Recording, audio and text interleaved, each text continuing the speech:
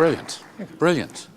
You're an architect and an artist and a poet and a technologist and a futurist and everything. And I just, I don't know where to begin, and that doesn't happen very often. Well, you just hit it on the nail, because cradle to cradle has no beginning and it has no end. Oh, so endless, welcome to the endless is more. Endless is more. But I do want to. I would like you to circle back on something that you touched upon, but it seems to me is critical to all of this, and it's two words: safe and free. Safe and free.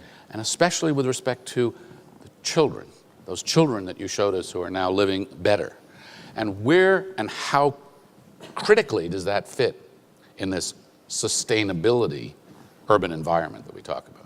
Well, it was mentioned often this morning that if we're not going to give our next generations hope, then what happens? And when you think about the key of educating our children, I'll never forget being in Pittsburgh and working with the Heinz Endowments and designing their places, and for Teresa Heinz. And I heard about a man named Bill Strickland, and I wanted to go see him because he had created what sounded like vocational training schools, Bidwell Training Center, Manchester Craftsmen's Guild.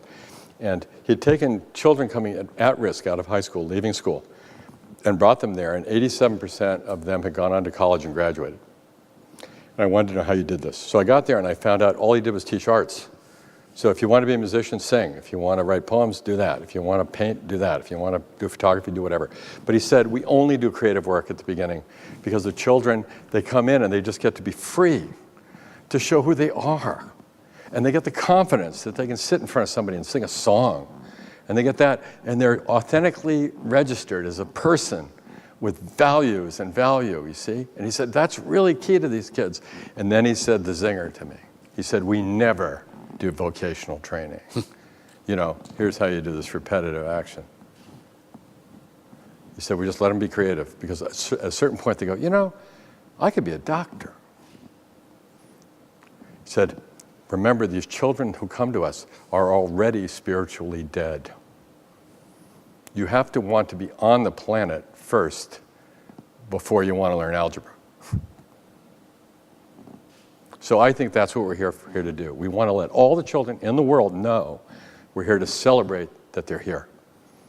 You're here. We do not have a population problem. We have a population opportunity to celebrate these children. One more before you go, since we are here in Detroit and this conversation is about Detroit. You talk about Curitiba, and we think about cities that are being built and how much different and easier that is than cities that are being rebuilt, which provide a much different challenge. So how does that, and you know Detroit well, so how does that superimpose on a challenge like this?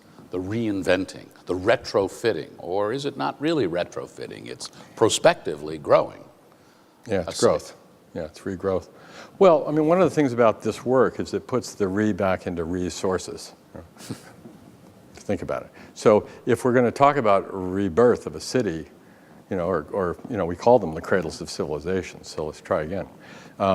But the things we've seen are, one is if you can focus on a neighborhood at a time. If you just think of incidental moments, that's fine.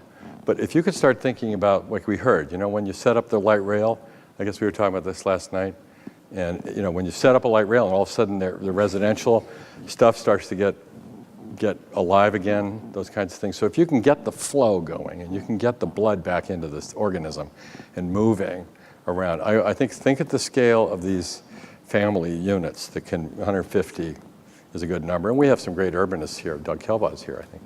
And so, you can get help with all that kind of thing. But the other is this idea of bringing the farming to the cities. I think that's fascinating, and we're seeing it here in a vigorous way. We're all watching and excited about that. Urban farming is a really big, important idea. And don't forget that Henry Ford thought that the population would be divided 50% industry and 50% farmers, right? Whoops, but he was even looking at materials like the soybean-based oils that could be made into cars. I mean, he was very connected. The farm and the industry were one organism to him. And so we've skewed a little bit. Now we're 2% farmers, but okay. But maybe the cities come back and think about replacing all those transit miles and tires and things like that with local food.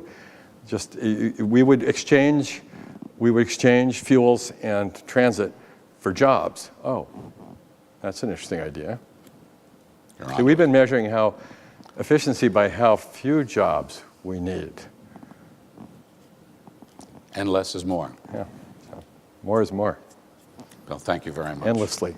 Thank you so much. Fabulous.